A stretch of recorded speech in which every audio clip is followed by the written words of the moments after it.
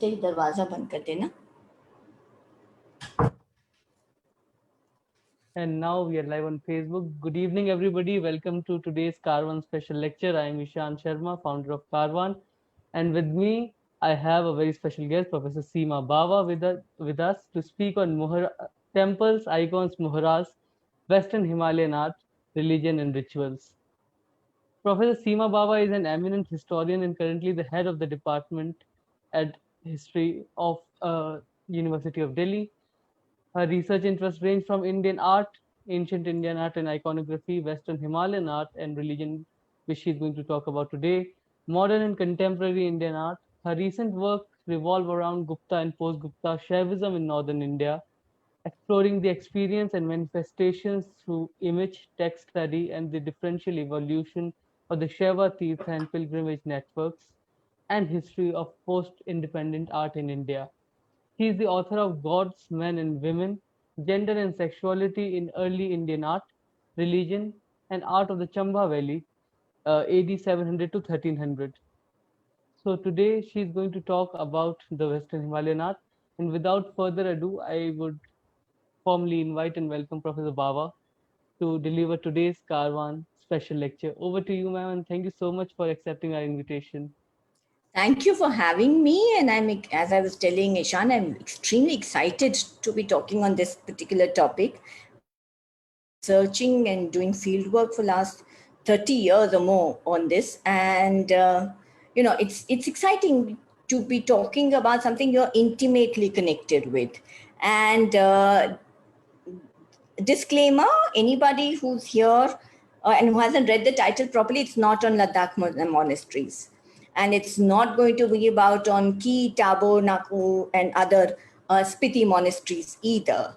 Because if I talk about born Buddhism, which is what I would have to talk about, then I can only talk about that, right? Because there are interconnections, but you have to lay a foundation for something that's as individual and as important as the kind of born Buddhism or the Tibeto-Lamanistic Buddhism that you have in this area. So I'm not going to talk about that. So what I'm going to talk about today is I'm going to talk about some temples, some important temples, and I'm going to talk about iconography, especially metal icons, brass icons that were created in the Western Himalayan region. And I will talk about Mohras. Mohras are masks. They're masks, but they're very different kind of masks. They're not performative masks. They are ritual masks that are associated with deities, in this entire region, especially in the Siraj Valley, which I'll be showing you on the map. Also, I will be talking about the differential levels of religious and ritual experiences in this area, and how this can actually be related to a kind of layering of Brahmanization, partial or otherwise, in this area. And how we can read, it's just, stories which I hope to tell through these temples and icons and Mohras, which will tell us about religion and will tell us a little bit about art and a little bit about rituals. So you don't want to see my face. You want to see, I'm sure, something more exciting, which is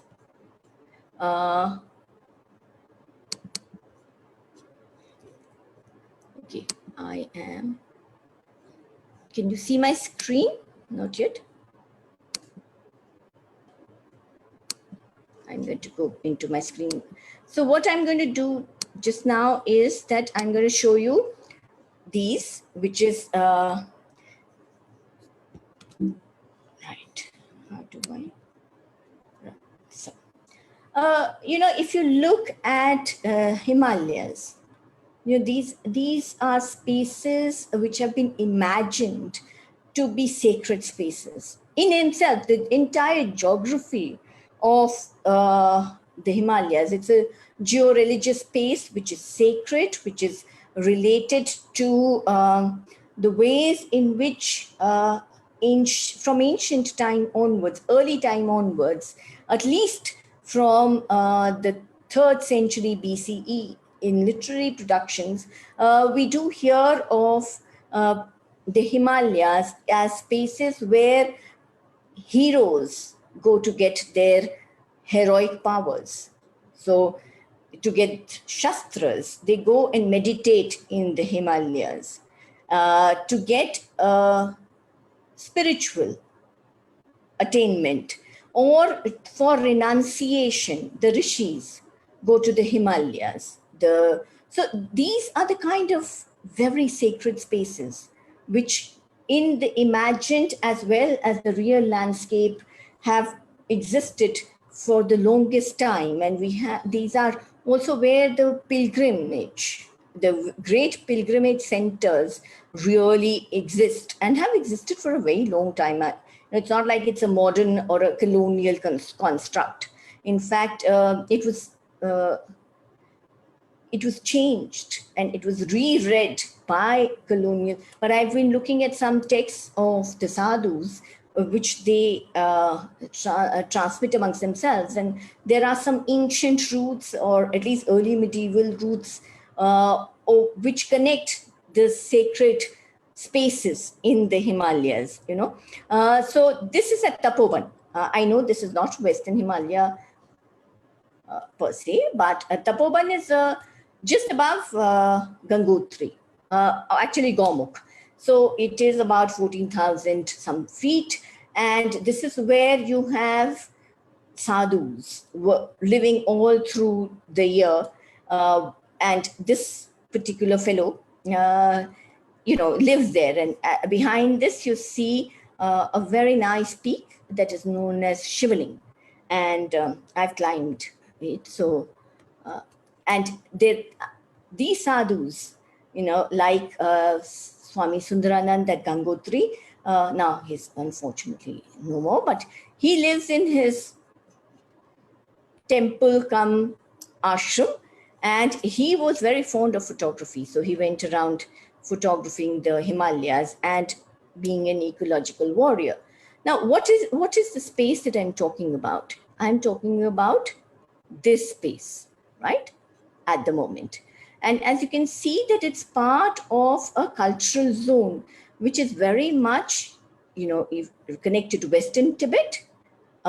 It's connected to Nepal. It's connected to Central Himalayas, that is Garhwal, and it's connected to Swat, and which is one region in which Gandhar art existed. So you have Swat and the entire thing, and it's somewhere connected to the Silk Route also, right? So just to give you a better idea of the thing, and then this is Kangra Valley, Chamba Valley, Pangi Valley, Lahore Valley, and there would be Spiti. So these are some of the valleys that we are talking about, and these are ridges, or what we call dhar. Dhar are ranges, so Dhola Dhar, beautiful name. It just evokes Pir Panjal, Dhola Dhar. This is the Pir Panjal range that you can see here. And there are passes in this. In these ranges, there are passes. So you would have, for example, here, from here to go to Pangi, you have the Sach Pass, right? From here to go to Kangra Valley, you have Minkyani Pass, Laka Pass, Drati Pass, and so on and so forth. But just to give you an idea that how these are all connected through routes, and which have probably existed from at least the 7th century onwards, because we have spaces, or we have evidence of artistic evidence at very high altitudes also, which suggests that these were on old trade routes, sub-regional trade routes, but they were on trade routes. So these are all connected to each other. And that is why it's important to understand how religious and artistic, cultural, political activities, were happening and were connected to each other in this area. This is, just to show you a little bit of how Kashmir, Spiti, and Tibet, and we'll be talking about Guge very shortly, are connected to each other. So there's one level, another level, right? So, the entire imagination, of the Himalayas and in fact of sacredness is connected to Meru, Mount Meru, or Sumeru, in around which the world centers in Buddhist ideological framework, especially Theravadin. Then you have Kailash, we have the Kailash. So, and all the inscriptions, quite a few of the inscriptions say that the temples in the plains are being made like Kailash, like Meru, because they are at some point or the other trying to replicate this kind of mountainous terrain in the shikharas, in the superstructures of the temples, the vimanas going up to the sky, just like the Himalayas go up to the sky, right?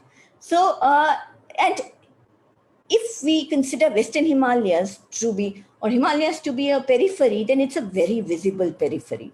It's very visible in the religious imagination of people, of artists who are creating these, So it's not really. They may be distant from the plains, but they're not distant in the political and the religious imaginings of people.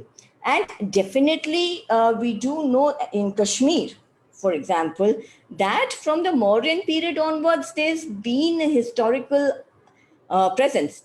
Of course, archaeologically, Neolithic, etc., existed before that. But there has been a historical presence and a connection with the plains from the Mauryan period onwards. So that's a very important thing. And it continues into the Indo-Greeks, the Kushanas, definitely the Kushanas, and so further on up till, of course, the Rajatarangani has given us a great deal of information about this continuity and the presence of a multi-ethnic, multi-religious community or ethnicity and multi-ethnicities that have existed in the Western Himalayan region. So basically, due to this, connectivity that I've just talked about in terms of topography and in terms of historical presence of various political powers, it created what I would refer to as a transcultural zone, or a zone where there were very many ideas and about religion, about art that were traveling back and forth and influencing each other and creating new forms, which were not confined to this region, but traveled also southwards into the plains. So it's an interesting thing. There is a very important substratum of Buddhism, which is connected to Silk Route, which again is something that I am not really going into now, because that's not a 1 hour thing. Actually, this is not a 1 hour thing either, but that definitely is not a 1 hour thing. So I'm not going to go into that so much. But what I'm showing you just now is probably one of the earliest temples, unfortunately not extant, but still very interesting. This is Masroor. These are rock cut temples in the Kangra district, and they called, Kailash temple of the Himalayas, but they have a very different kind of imagination. They are, it's a little temple on little temple complex with a pond or a temple reservoir in front of it, which you can see here. And it must have been a hill from which this has been hewn out. Now, what is very interesting here is that this actually is something that is very close to the description that we have in the Vishnu Dharma Purana of the Kailash type of temples, which has one bigger shikhara and 4 subsidiary shikharas with 4 mandapas. So you have one mandapa and other mandapas on sides, and then you have 4 doorways, entrances. So, which, unfortunately, because of earthquakes, and especially the 1806 Kangra earthquake, a lot of this fell down. But even in terms of its iconography, you will see these here, the pilasters and the Chatradi window kind of structure, the pilasters with a niche and this kind of thing. This is very, okay, better picture, right? So you will see that this is something that is post-Gupta, right? And in terms of the decoration, it is very much like the early Pratihara temples. So this can be dated to, say, around 780, 770 CE. And this is something that a Meister says was probably within the influential zone of Yashovarman. But we do hear of Yashovarman and Lalitaditya Muktapit of Kashmir being in conflict in relationship with each other. So the Kashmirian and the Kanyakubja influence can definitely be seen in these early temples. And these are something that I find is not there in the imagination of people when they think of the great temples of India. But this is definitely one of those, and you would see that it's very finely carved. You have elements which are which do talk about a specialist class of artisans and artists who must have existed in this area, and probably due to some kind of state formation and due to political structures emanating either from local or from coming from the plains and Kashmir. You have this kind of a superlative structure that is being made. Now, you don't have too many cave temples in Himachal or in Western Himalayas. So this is a cave temple that is in Bunzuma, which is near Anantnag in Kashmir. And this is a Shaiva cave temple. You can see this linga, and it is very much in the tradition of Kashmiri temples that I'm going to be showing you very soon. But now I'm going to take you into a valley which is known as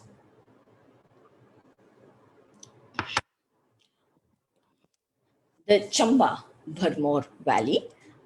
This is on an offshoot or a tributary of the Ravi River, which is known as Buddhal, right? And this is the Buddhal Gorge. And here you have some of the oldest wooden temples.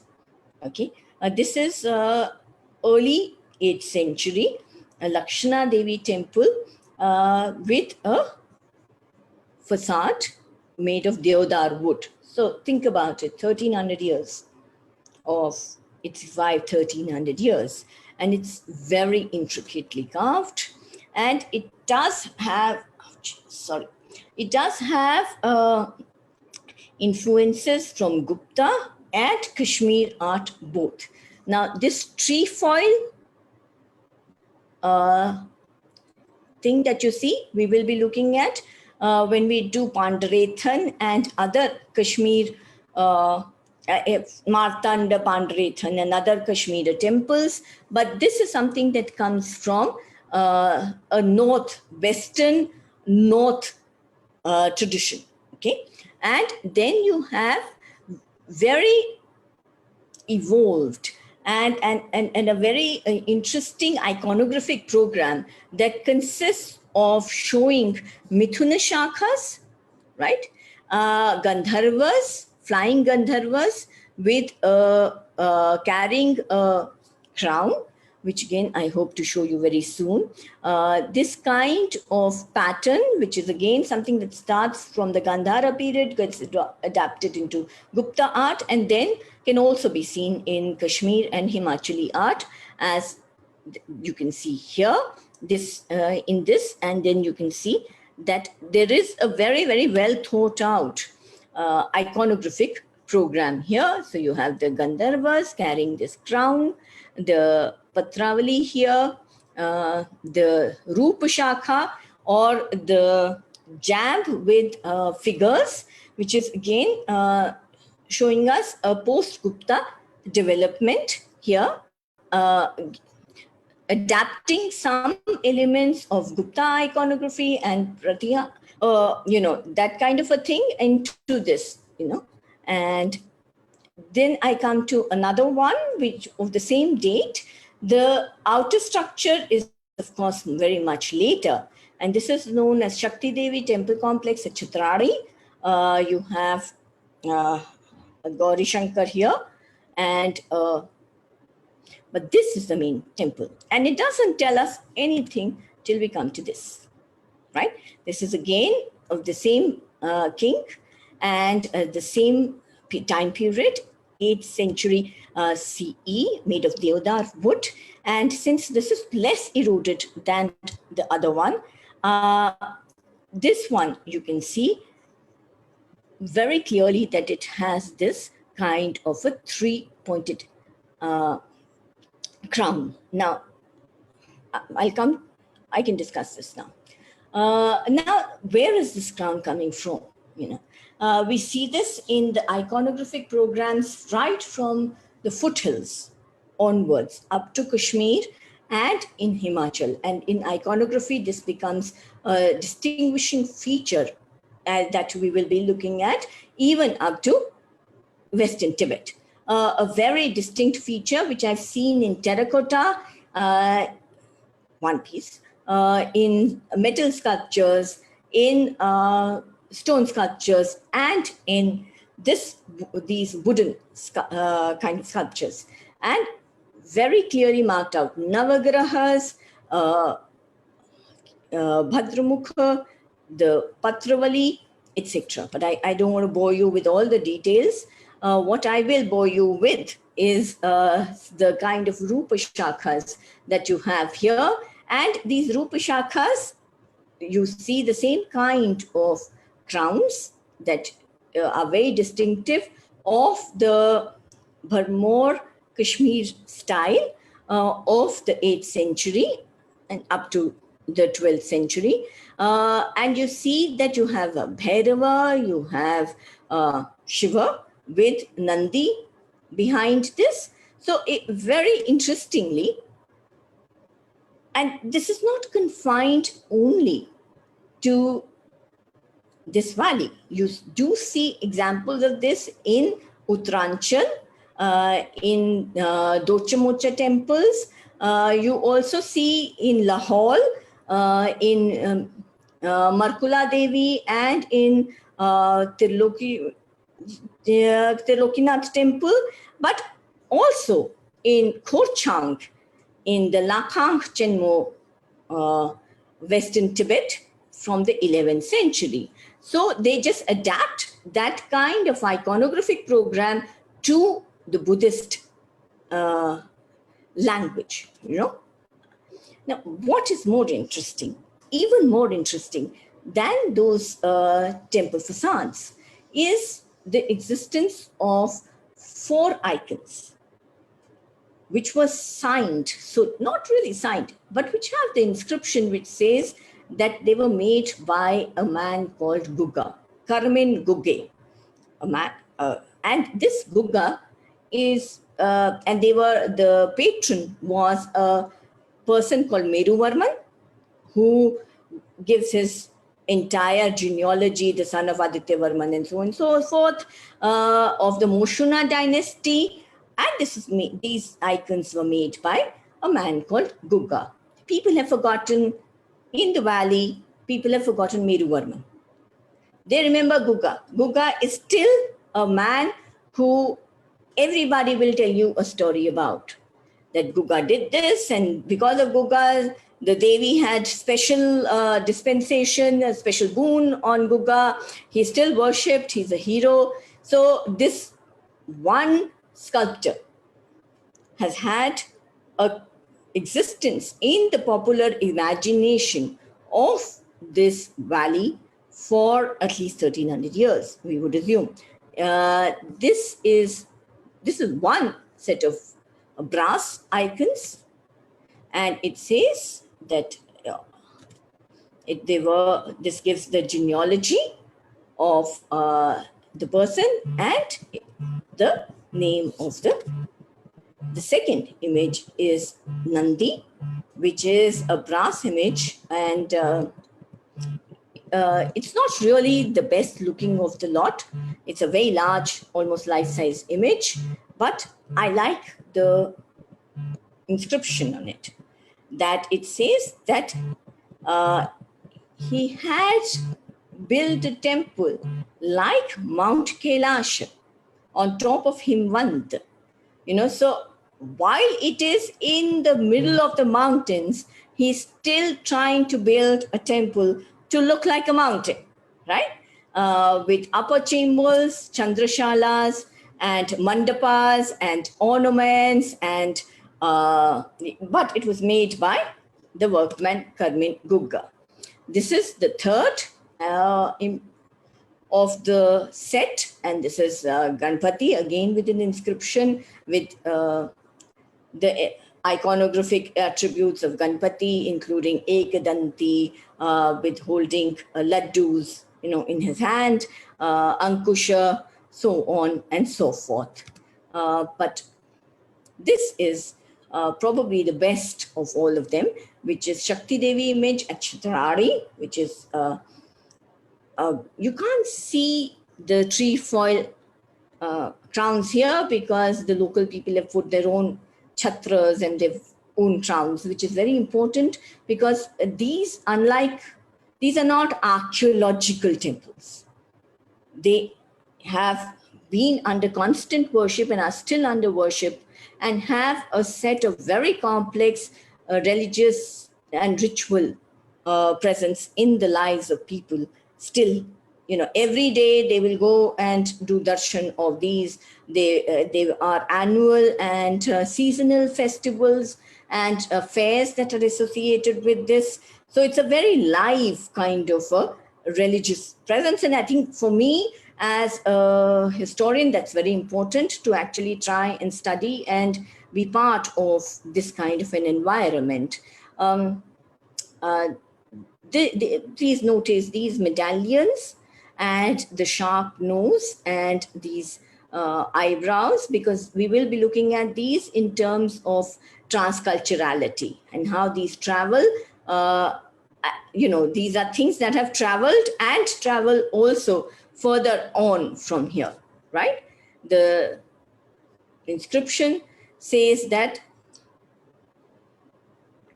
it was made by Meru Varman, who was a celebrated person, etc., etc. So we are not interested so much in that. What we're interested in is how this small temple houses within it a very rich archaeological kind of a repository of metal sculptures, which are dated to, this is 6th century CE, right? These are known as taras locally, but of indeterminate goddesses, with one holding a Shakti. Is it a Kaumari? We cannot say. A braided figure of Mahishasura again in brass from the Devi temple. And these are very small. Why are they small? Because these were items that were probably portable items and were carried by pilgrims on their journeys. And at some point, these got deposited, and there are 12 of them here. Please don't spread the information. Some of them get stolen, and some I'm not mentioning the names. If you don't hear the name of the Mohra and where it's coming from, it's deliberate, right? And I think a lot of Himalayanists would be with me on this. So this is Gauri, and we will be talking about this, Gauri, and Lakshmi Narayana, seated on Gauri. This is my favorite, one of my favorites. This is Narsimha from Bharmar, probably of the same date, though the inscription, which talks about the donation to the temple of Narsimha, is later and can be dated to the 10th, 11th century, but probably this was made before that, right? And this is of the same date as Gugga. And they're beautifully wrought, detailed, with that kind of power and fierceness that you can see. The mountainous landscape is indicated underneath, and this is coming from Mathura to Gupta to post-Gupta art, this kind of thing, as is the seat or the asana that he is seated on. There must have been something here which is now lost, maybe some kind of a weapon or a lance or a Shakti or something. We don't know what was here, but it's not here any longer, because this is a very peculiar pose for anybody to be seated in, right? The tradition of creating brass icons continues in the Western Himalayan belt, so to speak, for up 16th century or so. But this is a very, very important piece called Gauri Shankar, which is from Chamba Valley, Chamba town itself, from the complex called Lakshmi Narayana complex in the Chamba town. But you would see that in the spousal pair with the Gana has been made. This is later. This particular Prabha is later, but this is very specific to that entire cultural zone of Western Himalayas. We see this in Western Tibet, in Padmapani. We see this in Kashmir, in the Vishnu Vaikuntha iconography, and this where the dhoti is up to under the knee in one and a little above the knee in the other. This is something that you see, this kind of a citron that he holds in his hand is again spoken of. He's shown as Trimurti with this crown that I was talking about. Now, this is the reason why we are talking about this, because there is this crown here, which I have already indicated on the lintels of the wooden temples, right? On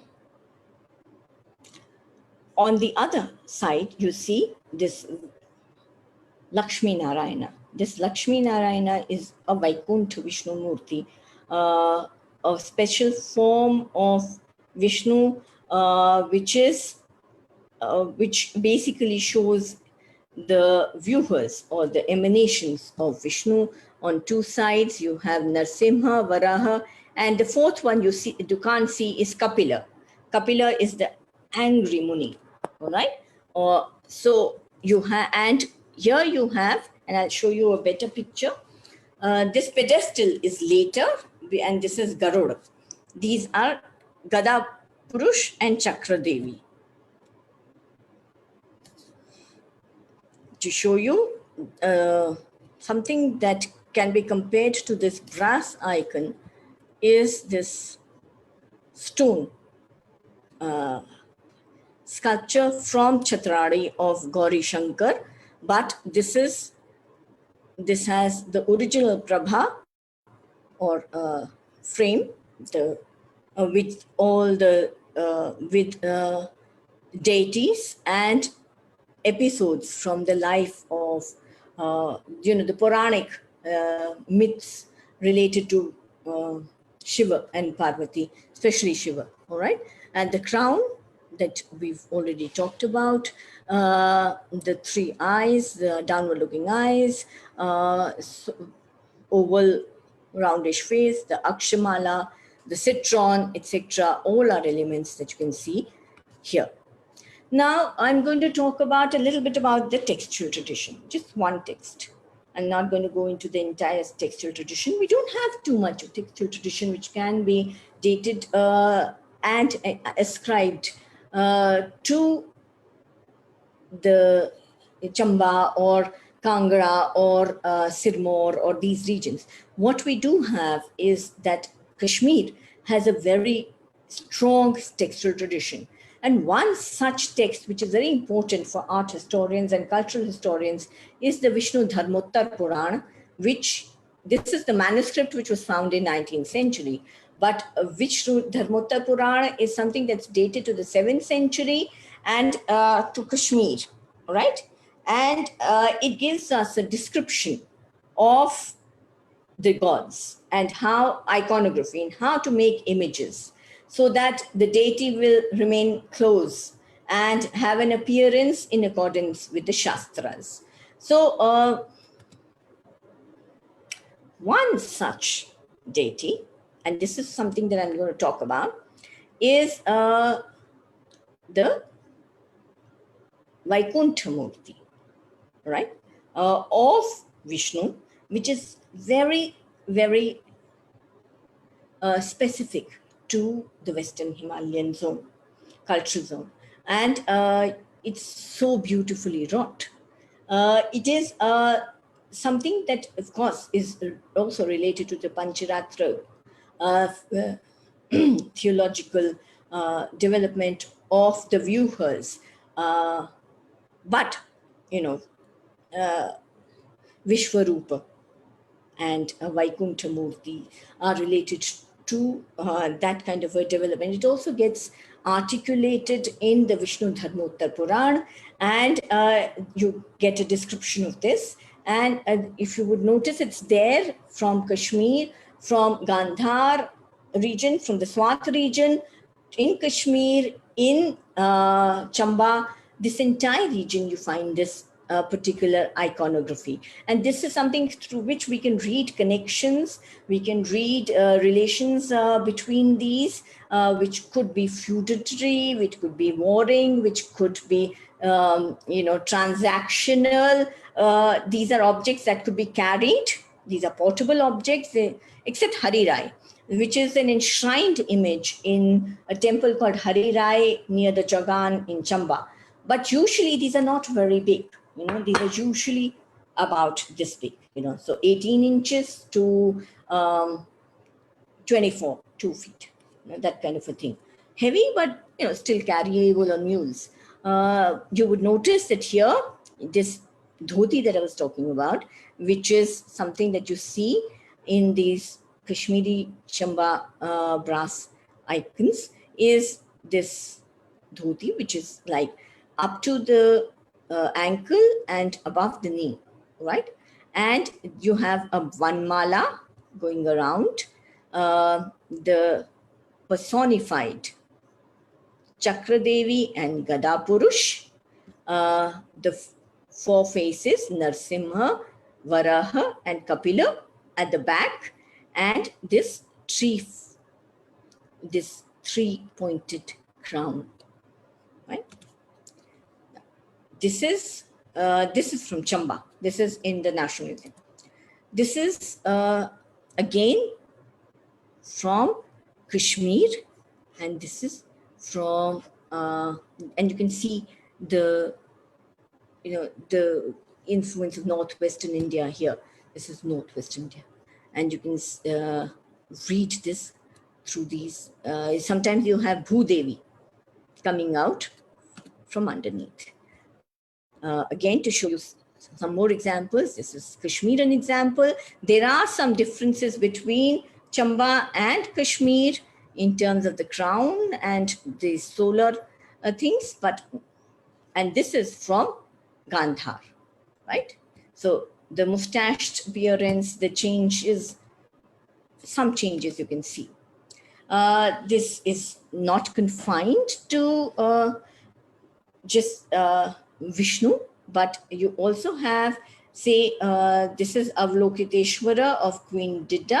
So Buddhist, I said I'll talk about Buddhism, but little, right? So this is Buddhist. And this is Avalokiteshvara of, it's got an inscription and says that it was donated by Queen Didda. And this is something that is very precious because a friend of mine, late Zering Gyalpo, is from Western Tibet, a monastic thing. And this is Padmapani, and it says that it was commissioned by Rinchen Zangpo. Now, Rinchen Zangpo is important. Now, Rinchen Zangpo is important because he was somebody who was sent by the Gugge kingdom in Western Tibet to learn Buddhism in Kashmir, right? And from Kashmir, after studying Buddhism, he took, it says, 1,000 artists and sculptors to the Gugge kingdom, all right? And there he created, or God created these particular things. And here you see this influence of Kashmir, all right? Whether these are known as Indo-Kashmiran bronzes, but you can see that there is this kind of communication networks which can be read not only through mythologies and legends and textual tradition, but also through artistic traditions. All right.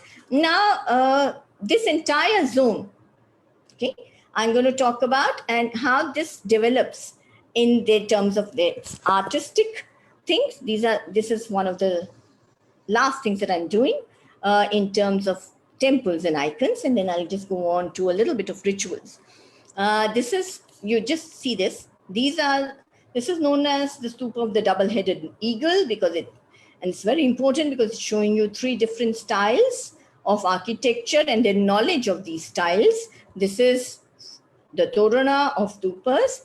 This is the entrance to very many caves, monasteries and viharas, Karle, etc. And this is a Roman pediment, all right, a triangular pediment, right?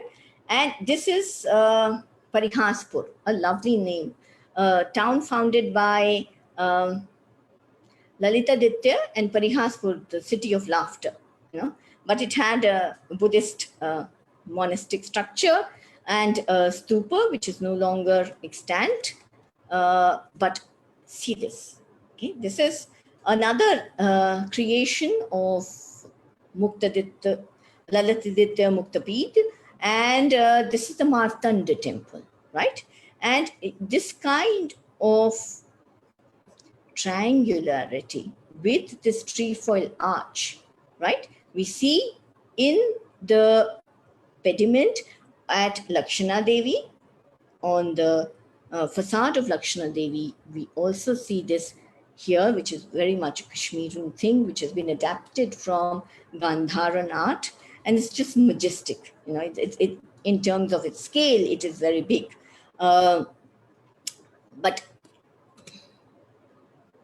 this gets repeated and adapted into the iconographic program on the base and on the walls and the entrances of Kashmiri temples. This is these are niche sculptures, okay, and in the trefoil arrangements that you have here of the Lokapalas and the Ganga Devi, Yamuna Devi, you have Dwarapalas, and of course you have somebody like, here you can see Vishnu, right?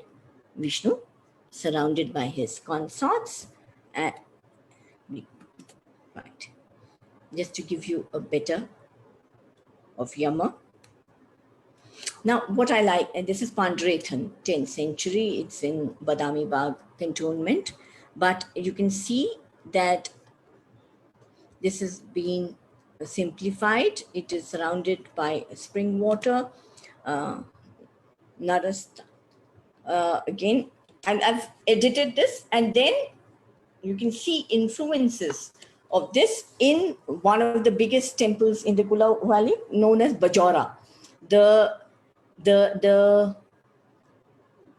plan is similar, but there is far more elaboration in terms of the, and these are some of the iconographic things. This is Bharmar, but a stone temple.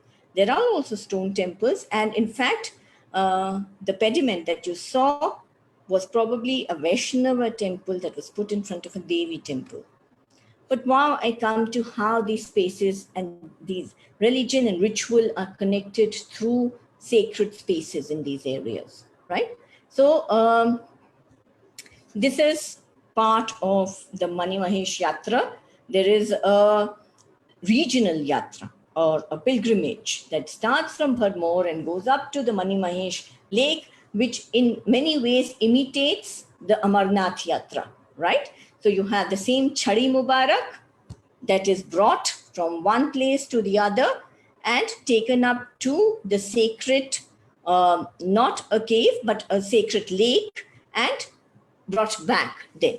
And during this time, the usual fair-like activities happen. And then you have these characters, which are very part of the Himachali, okay, ritual landscape, which are chelas and gurs. Chelas are those who are oracle-like people. They pronounce, when I've been seeing them since I was a child. So people come to them with questions like, where is my goat? My sheep is lost. Chelu. So please, where is my chelu? Or so they say, oh, your chelu's here or chelu's there.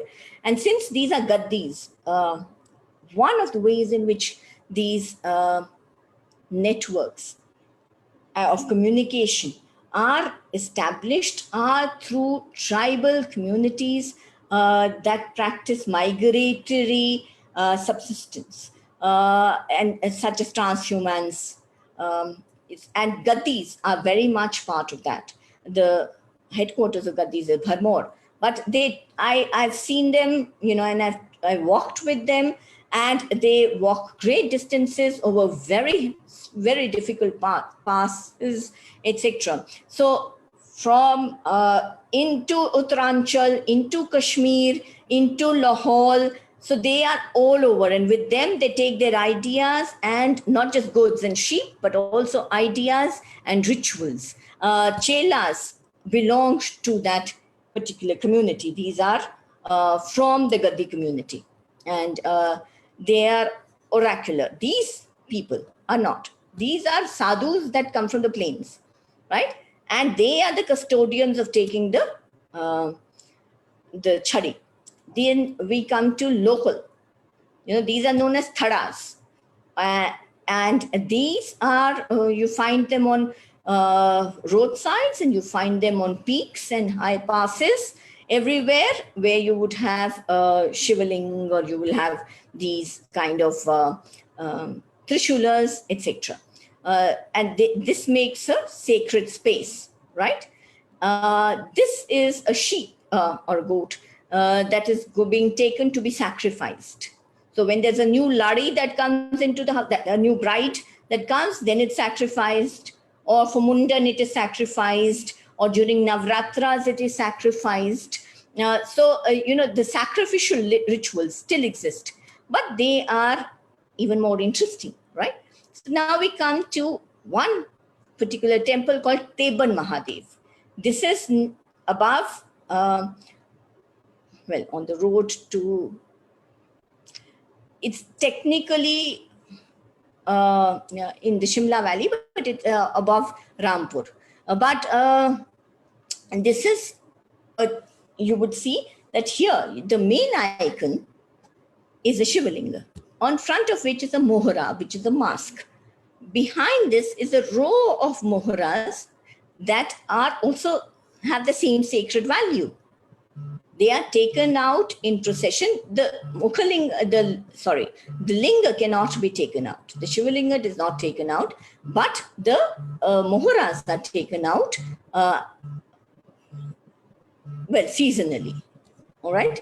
and it's a very complex system, but these are sangals or rings or which are used in rites of possession by gurus. Yeah.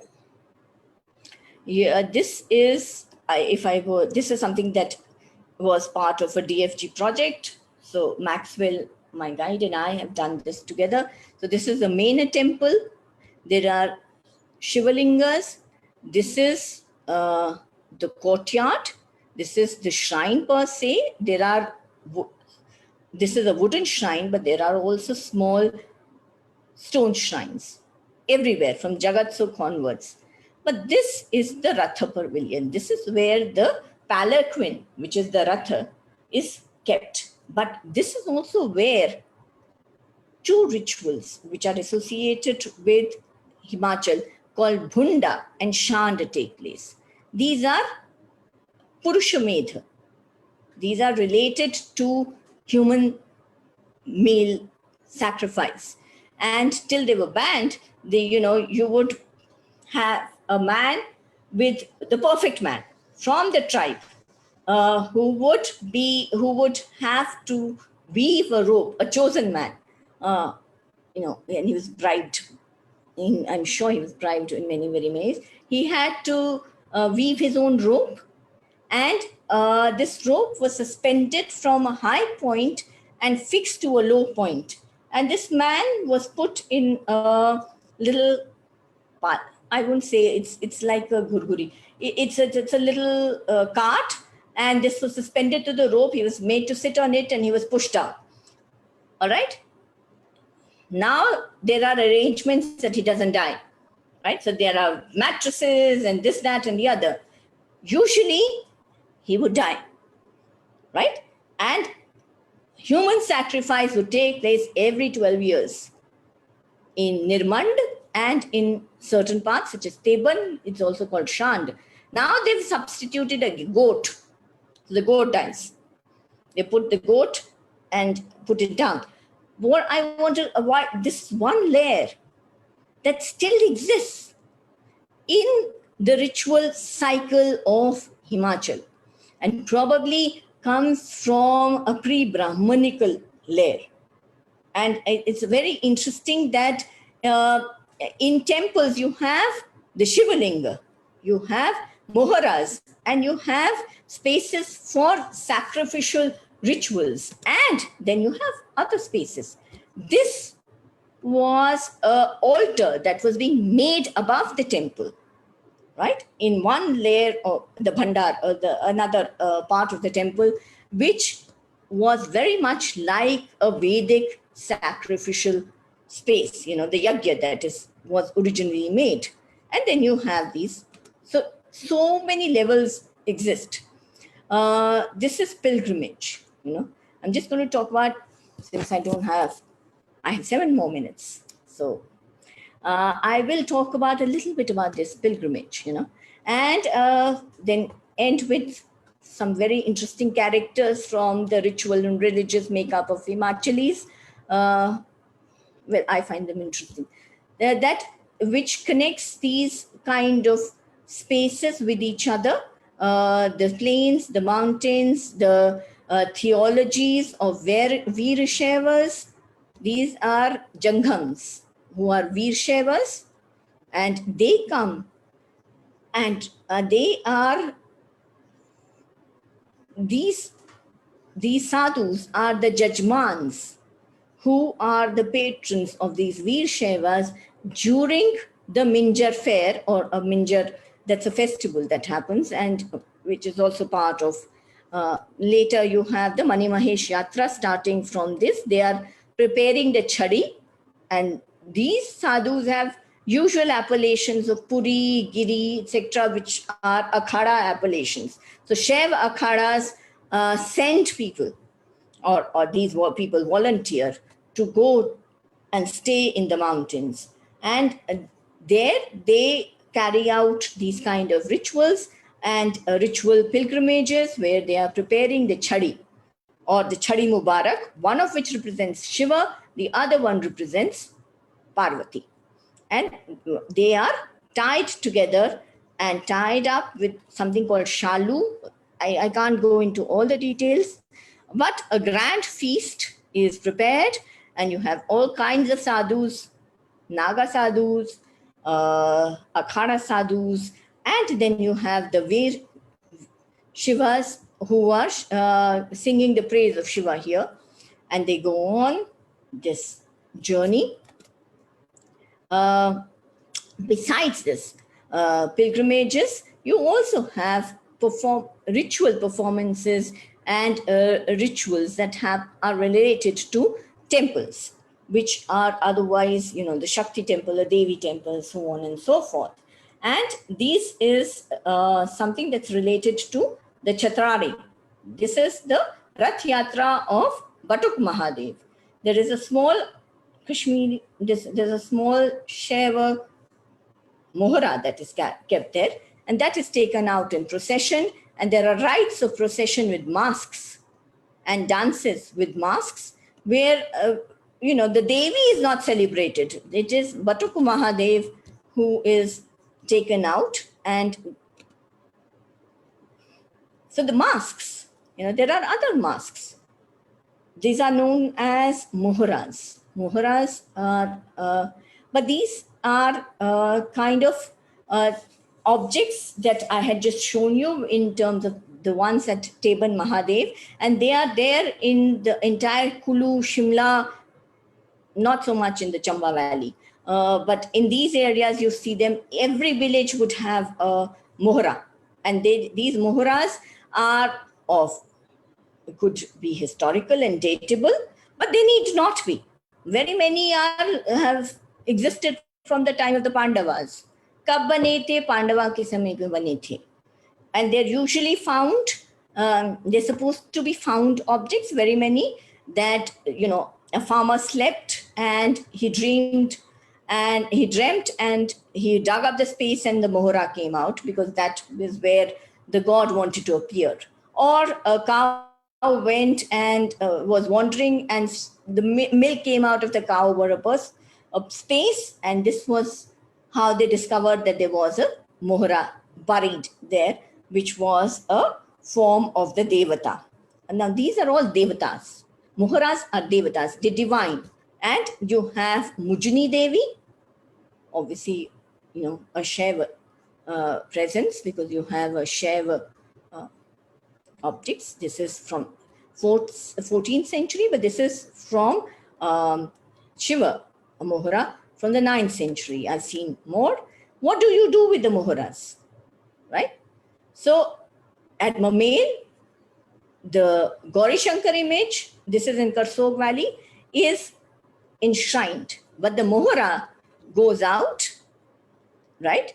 Goes and visits various temples, and then goes to another temple at Kamakhya temple there, and there is a meeting of the gods.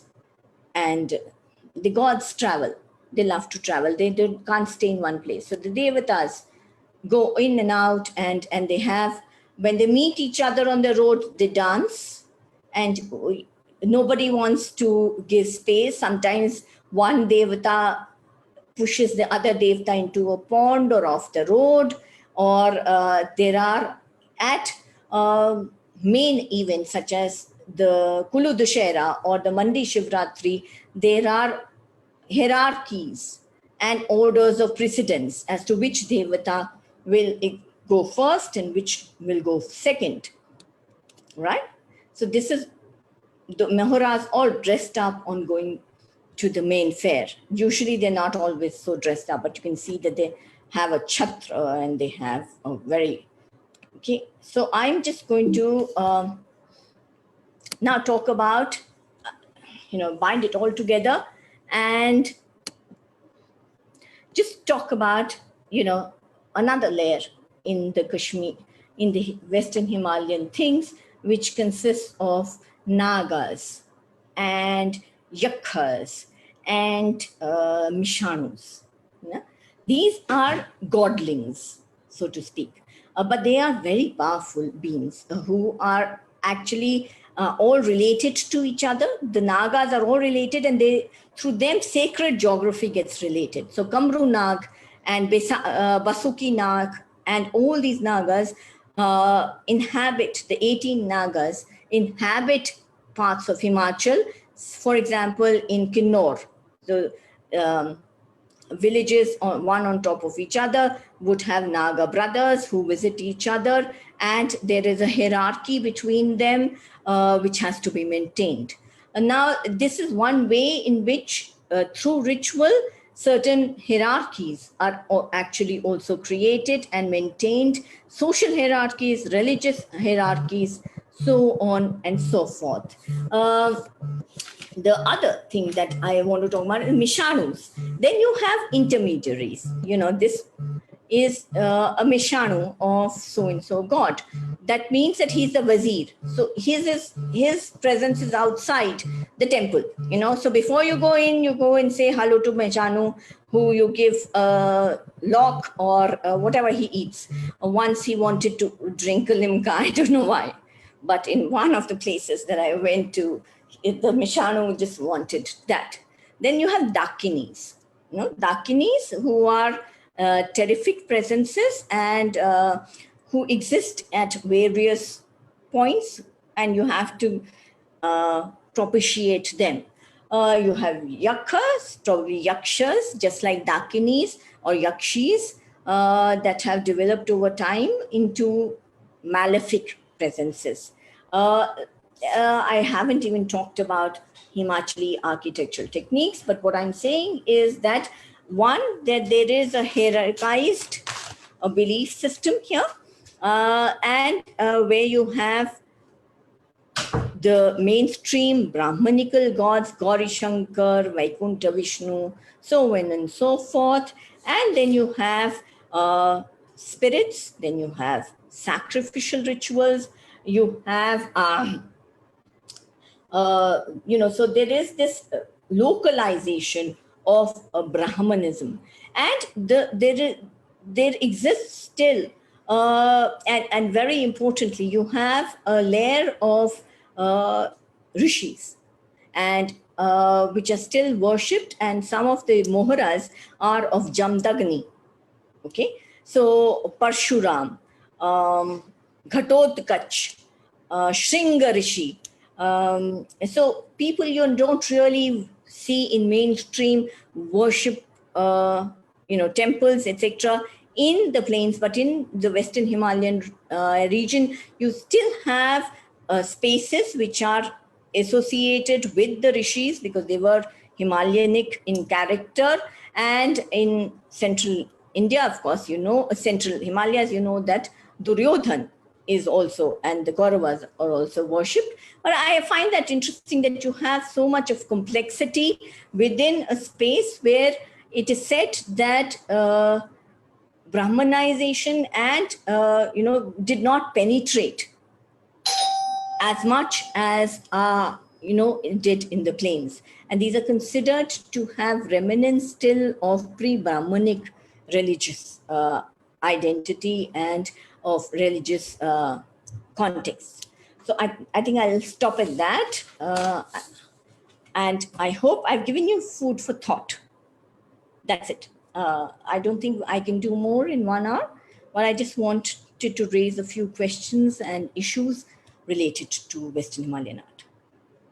I think I'll have to Google some adjectives to decorate the vote of thanks for you. It was a beautiful presentation. I think it was like a virtual heritage walk to all the temples, the major temples of the valley, and it was truly enriching. And thank you so much, ma'am, for delivering this lecture. We have some questions for you, I think, in the chat box, and I'll just read some of them.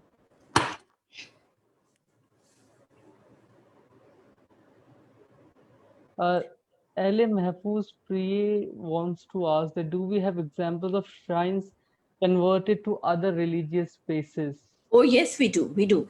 We have, say, Markula Devi and Tirlokinath has both Buddhist presence as well as the presence of Devi. So these are shrines that are, these are shrines that do have these kind of dual character. So you also have in Kashmir one or two shrines that I know of. Right. Another question is, you have talked about Chela, so can you please elaborate about that term? Chelas. Oh, yeah. Those interesting characters. Chelas are usually those chosen by the Devi, usually Devi, but there could be also Shiva. These characters are, they get possessed and they become oracles. So if I were to ask them that, will I have a successful field trip, they'll say yes, and you give them money. So they are like the gurus. Gurus are directly possessed by the Devi, and they can be possessed at any time. So when a cow gets lost, or you have some problem in the family, you go to the guru of the Devi and say, or the Devta, both, and then they get possessed and they shake their heads, etc.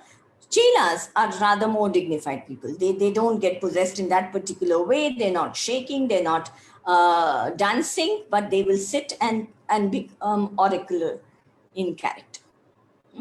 I love their conical hats. They have these nice conical hats. They wear gaddi pattu, and they have uh, the rope which all gaddis wear around them, but and a little flower. And do we feel the presence of these rituals in the painting traditions of the Indian of that time? Yeah, you do have some of you don't have gurs, but you do have chelas in some paintings I've seen of the 18th century Chamba. Okay, so I have seen that the chelas are represented there. There's a question by Soumya Chavan, and her question is there any connections to Shankaracharya in the Western Himalayan temples? Well, you know that there is a Shankaracharya temple in Srinagar, and they do say that Shankaracharya visited this place, and it's pre-Shankaracharya, and it was the temple, and the Shivling is supposed to have existed before that, before the Shankara visited it, but with the coming of Shankara, an entire tradition of Shankara and Shivaism started there. But of course, there's a very distinct Shaivism, which is Kashmiri Shaivism, which also exists, which is very, it's a continuous tradition, or was continuous till about 50 years ago. So yes, there is this, but if you are saying whether we do have anything else in terms of, say, the Kedarnath, Badrinath kind of a thing, we don't. But except for the presence of Shankaracharya in Srinagar. Yeah. The next question is from Alaknanda George, and her question is, what are the reasons that wooden temples and structures survived for so long in this region? Two reasons. One is climate, because it's cold, and it is devdar wood, cedar. It's a particular kind of cedar which has a very, very long life, and it's been in continuous worship. The Lakshana Devi temple facade probably belonged to another temple, and they may have been another facade for Lakshana Devi, we don't know. But this was then brought, and a structure created. It was put in front of Lakshana Devi. There is another layer inside the mandapa, which I haven't been able to show you, which is probably a little older. The second reason why it survived is because of its remoteness, right? These are really remote places. Both Chatradi and Bharmar, or were remote places before motorized thing came into being, and these were Gaddi strongholds. So, and strongholds of Ranas and Thakurs, and getting to Chatradi still is, well, till 5 years ago was a tough task. and 20 years ago, very tough. So you to find some of these places, it must have been on the old Bharmar Chamba route, but after the motorized road was made, this became a tough task. So because of its remoteness, I would say, these were not attacked. We do hear of an attack of Kiratas on Brahmapura, and because of which Meruvarman's ancestors had to flee. But consistent attacks did not take place, as such. The next question is by Arjun Abhishek Roy, and his question is why Islamic architecture are almost absent in the Himalayan zone? They're not, but they're rare. Then they because there are very few Islamic communities. Again, because of remoteness, right? Some of these valleys, such as Pangi Valley, even Brahmanization reached with great difficulty. This is the place where criminals were thrown. कि अब जाओ मरो, कभी नहीं निकलोगे, kind of a thing. So very few people penetrated these, and in the foothills, say in Basholi or in Kangra, you may have some Islamic presence, but in remote valleys you have none, because you have Kolis and you have Gaddis and you have various other tribal communities who are staying there, who have these kind of,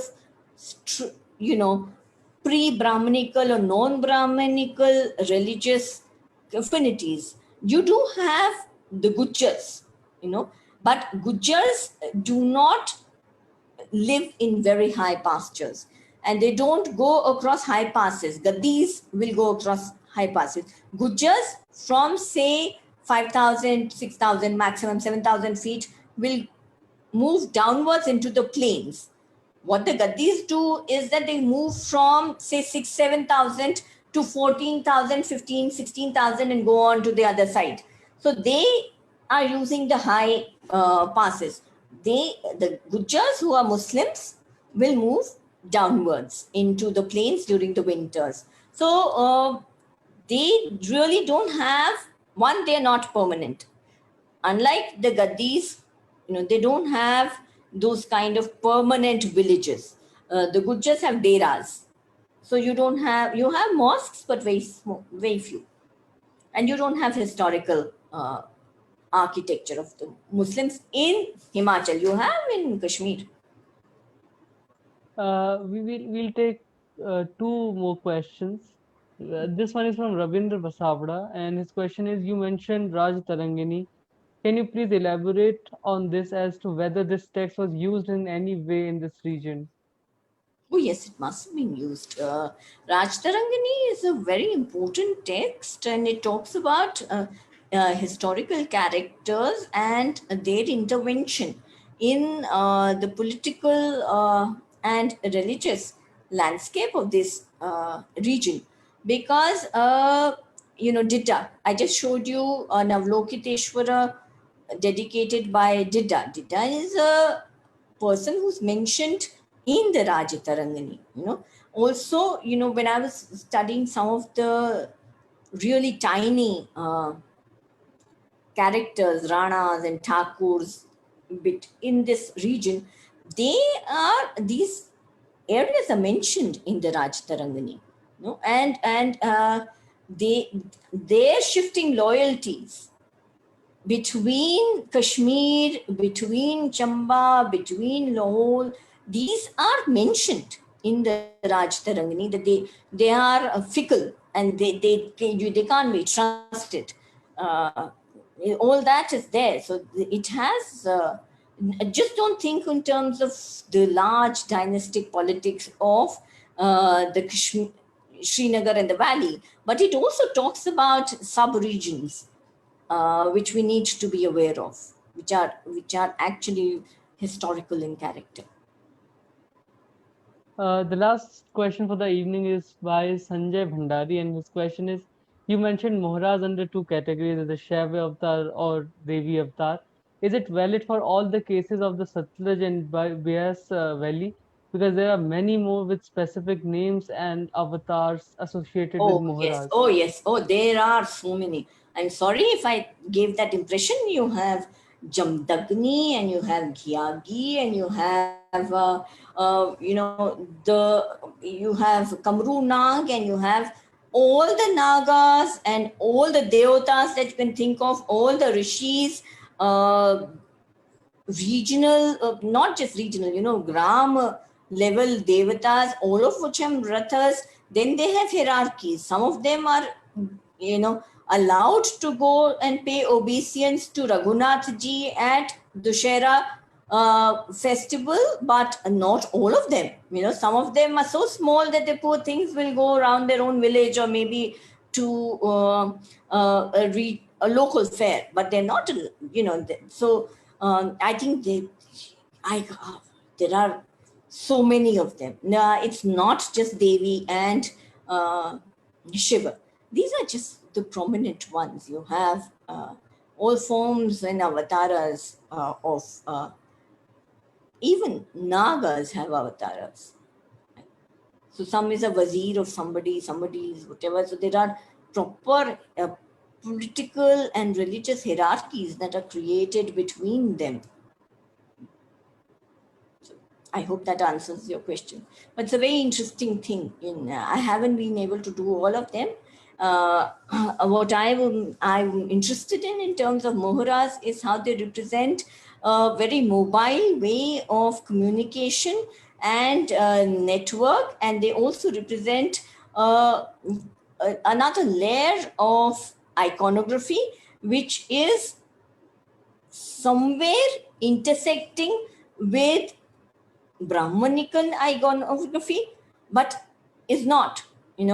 I have seen a male mohra with breasts and a female mohra with mustaches. And the explanation for this from anybody is that it's a matter of faith. What is it that you want to dedicate this mohra as, or what you understand this mohra as? Chindi, a temple in Chindi Mata temple in Karsog, the image is that of a Vishnu. It's worshipped as Chindi Mata. There are animal sacrifices taking place there in the sanctum. So you ask them and they say it's a matter of faith. This the Shakti of Chindimata is there in that icon. So whether it is Vishnu, it doesn't matter. The Shakti is that of Chindimata, right? So this is the same thing with Mohras. When you dedicate a Mohra, if I were to give a Mohra and say this is a Mohra of Surya, right? It doesn't matter what it looks like. Whatever I dedicated it as. I have mohras in my house, which are, I told the Pandit that this is what I want. Or I told the Gur that this is what I want. And, this is my mohra, which is going to represent this. So identities are very much part of collective and individual faith. Thank you so much, ma'am, for this comprehensive, much illustrated lecture that you have presented this evening on this platform. And I hope this lecture is going to be very helpful for history students all across the world who are going to watch it later. So thank you so much. It was truly an honor to host you, ma'am. Thank you for giving me an opportunity to talk about something that I really love and I'm passionately connected with. And this is just very, very, very small representation of what is there. A very, very minuscule representation. And I do hope that some of you will take up Western Himalayas to research. Thank you. Thank you for having me. Thank you, ma'am. And to end this session, if you can suggest two books that students can read on this topic. Two books. Okay.